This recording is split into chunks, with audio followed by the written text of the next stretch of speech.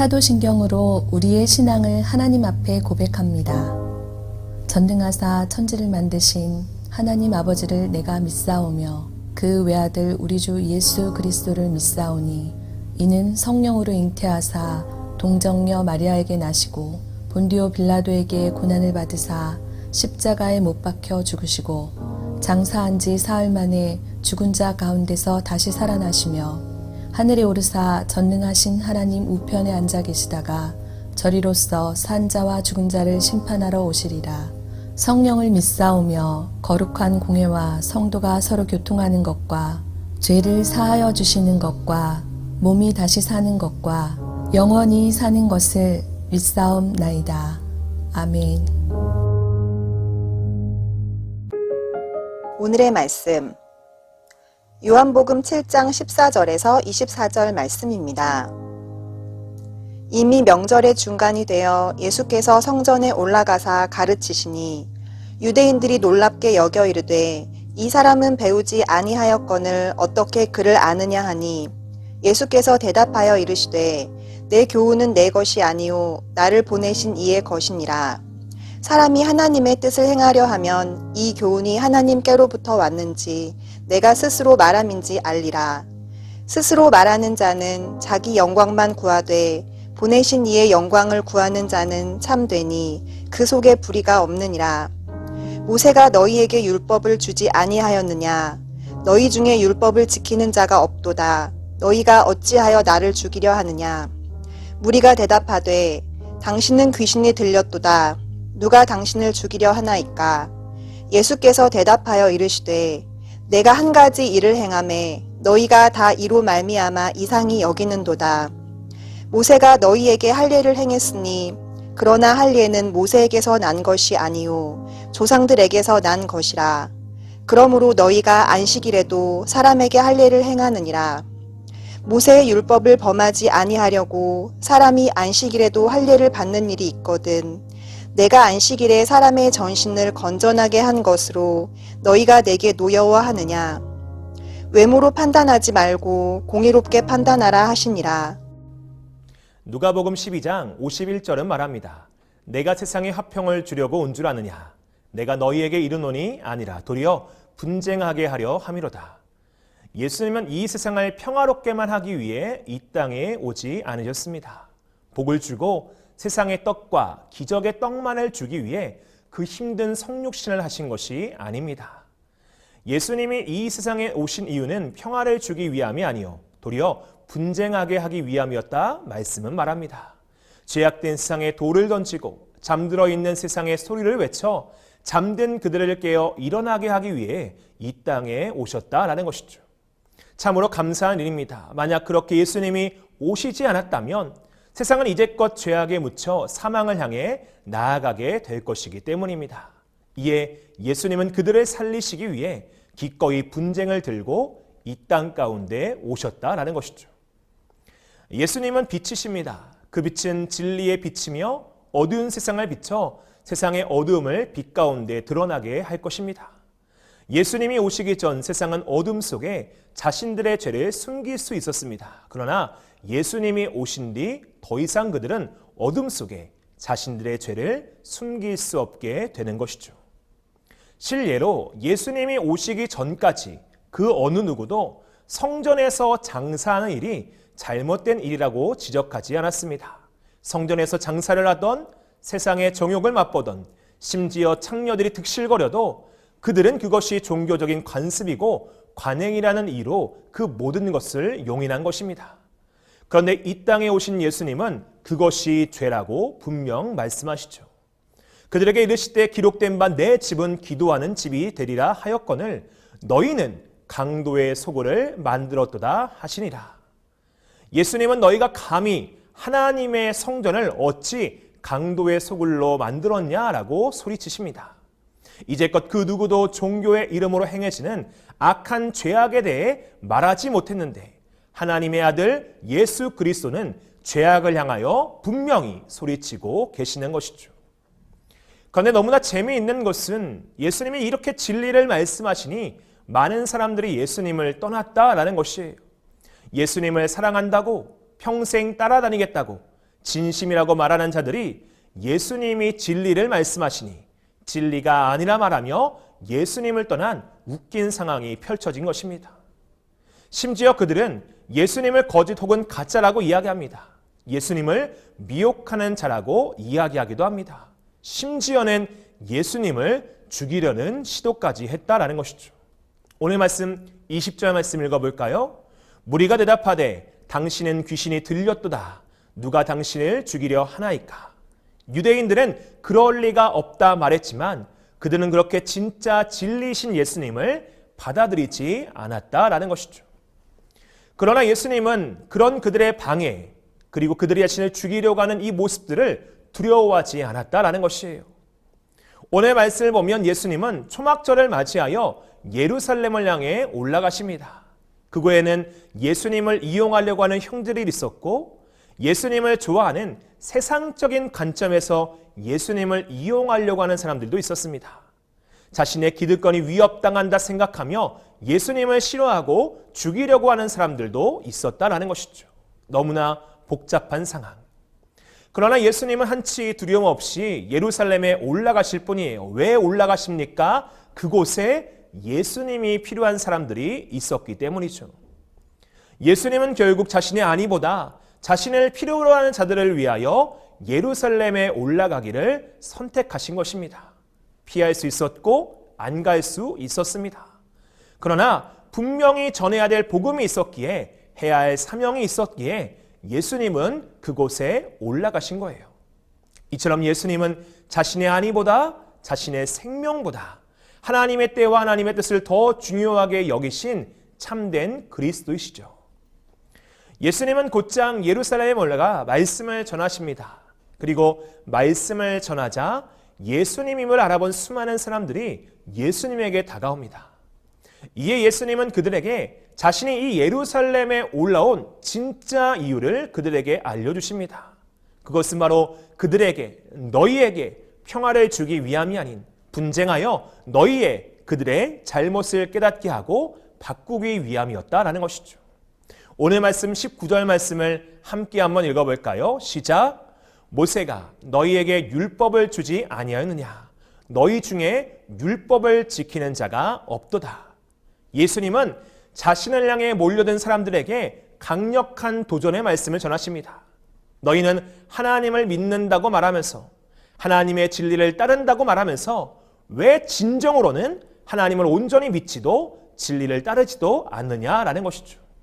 즉 너희 유대인들은 정작 율법을 잘 지키지 않는다고 강하게 그들의 잘못을 지적하고 계신다라는 것이에요. 이에 유대인들은 그 나쁜 소리를 들었으니 반발하게 됩니다. 지금 예수가 우리에게 무슨 말을 하냐라는 것이에요. 자신들은 이제껏 율법을 어긴 적이 없고 율법을 잘 지켜왔다라는 것이죠. 그럼 예수님이 지적하신 그들이 지키지 않은 율법은 과연 무엇일까요? 그것은 할례를 위해 안식일을 지키지 않았다라는 것이에요. 오늘 말씀 22절의 말씀을 함께 한번 읽어보면 모세가 너희에게 할례를 행하으니 그러나 할례는 모세에게서 난 것이 아니요 조상들에게서 난 것이라. 그러므로 너희가 안식일에도 사람에게 할례를 행하느니라. 할례란 유대인들의 정결 의식이지 않습니까? 할례의 시작은 아브라함에서부터 시작되었고 온전한 하나님의 사람으로 구별된다라는 의미를 가지고 있으며 그렇기에 유대인의 모든 아기들은 생후 8일째 되는 날에 할례를 받아야만 했습니다. 그런데 문제는 아이들이 태어나는 날을 정할 수 없었기에 때로는 8일째 되는 날이 할례를 행해야 하는 날이 안식일이 되기도 했다라는 것입니다. 안식일이 무엇입니까? 하나님의 창조 섭리를 인정하고 7째 날이 되던 날에 오로지 하나님 안을 바라보며 성회로 지키는 날이죠. 안식일이 되면 유대인들은 모든 생산적인 활동을 멈추고 금식하며 안식일을 잘 지켜야 됐어요. 그런데 그런 유대인들이 이 안식일에 유독 할례를 행하는 이유가 무엇입니까? 이는 율법의 8일째 되는 날 할례를 행해야만 아이가 정결해지고 온전해질 수 있기 때문이에요. 즉 할례를 행해야 되는 것과 안식일을 지켜야 되는 것이 부딪히게 되었는데 하나님이 제정하신 안식일보다 자신들의 아이를 위하여 자신들의 아이를 소중히 여기기 때문에 비록 안식일이긴 하지만 그들은 그것을 무시한 채 할례를 선택하여 행하였다라는 것이에요. 이게 얼마나 모순되는 행동입니까?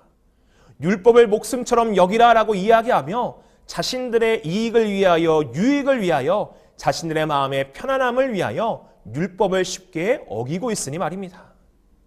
실제로 그들은 예수님이 안식일에 사람을 고친다고 해서 예수님을 죽이려고 했어요. 그런데 자신들은 안식일에 할례를 주고 있으니 스스로 죽어야 마땅하지 않냐라는 것이에요. 그러나 예수님의 말씀은 너희가 목숨을 바쳐 안식일을 지켜야 한다라는 것은 아니었어요. 다만 왜 하나님이 너희에게 안식일을 주셨는지 너희는 관례와 간습이 아니라 깨어 본질을 깨달아야 된다라는 것이에요. 하나님이 이들에게 안식일을 주신 이유가 무엇입니까? 사랑하시기 때문이죠.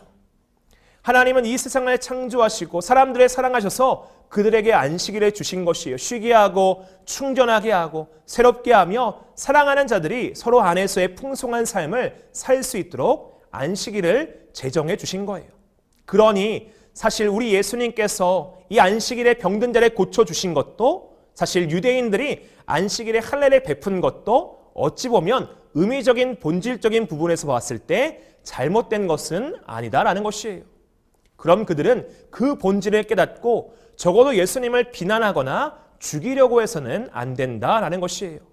그들도 생명을 살리기 위하여 할례를 베풀면서 예수님이 생명을 살리기 위해 병자를 고친 것을 잘못된 것이라고 이야기하니 이것은 바로 고쳐져야 된다라는 것이죠.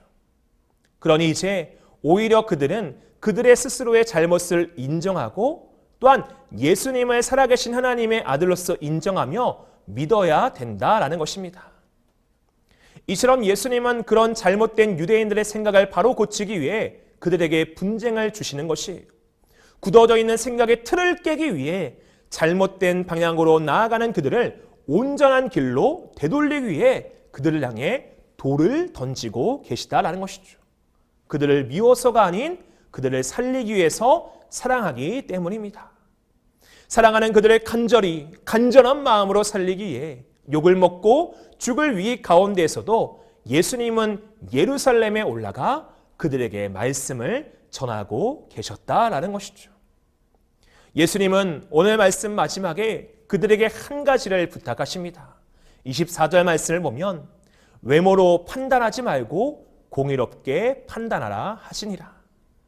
때는 우리는 너무나 외적인 것에 신경 쓰며 비본질적인 것에 관심을 쏟으려고 합니다. 그것은 잘못된 것이죠. 우리가 오늘 말씀과 같이 볼 것은 공의와 우리가 지켜야 될 것은 본질입니다. 어려워도 힘들어도 죽음의 위기 속에서도 오직 하나님만 바라보고 나아갔던 예수님처럼 진리만을 바라보고 말씀대로 믿음대로 살아가야 되는 것이 저와 여러분에게 주어진 하나님의 사명이다라는 것이에요.